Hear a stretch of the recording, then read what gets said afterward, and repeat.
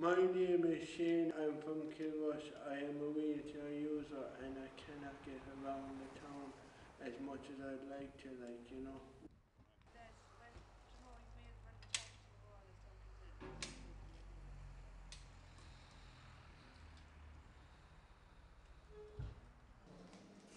Morning, Frank.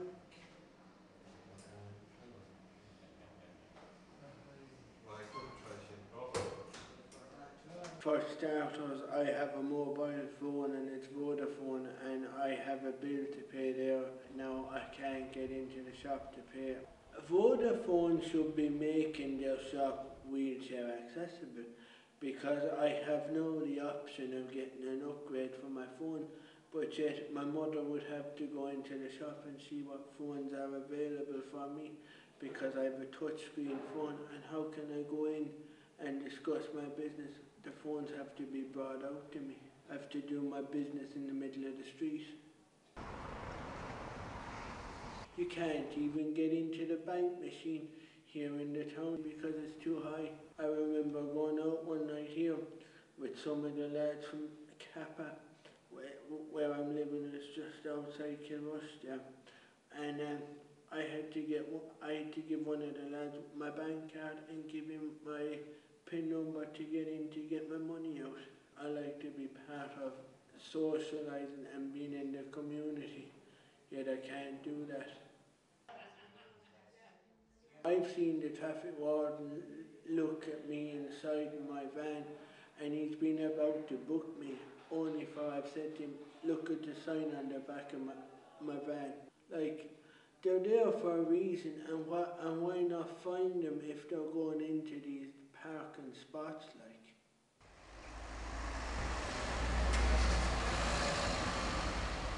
I think there should be a fine, 30–40 euros a fine. If you have a disability, you're entitled to go into that space.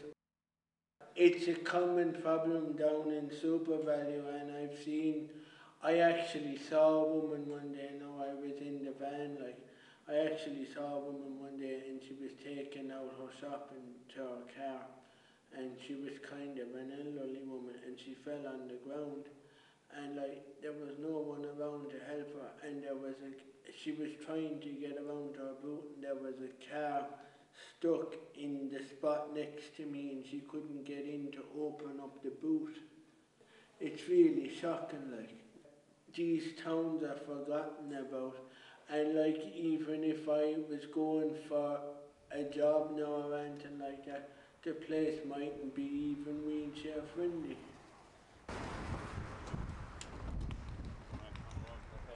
That is how you go down a ramp properly. Even the trains, Anthony, if I want to go from here to Ennis now, I can't get on the bus to Ennis, and even if I want to go on the train, I have to give them 3 days advance notice that I'm coming. You know, that's what you come across on a day-to-day basis, you know. Concentrating on the communications for finished. 2 years ago, myself and a councillor here, Ian Lynch, he's now the mayor of Kilrush, myself and himself wrote to the Minister, Noel Dempsey at the time, and Noel Dempsey wrote back and said it wasn't his problem, it was a CIE problem. We then sent an email to CIE, who's over the buses, and CIE said it was Noel Dempsey's problem, and he said he'd love to come down to Kilrush to talk to me, but he never came down. This government that we have in now, they're full of promises about this, that and the next thing, and I think the country wouldn't be in a state the way it's in now if they put the money into proper things. The government gives you a free travel pass. If the pass is there, why can't you use it?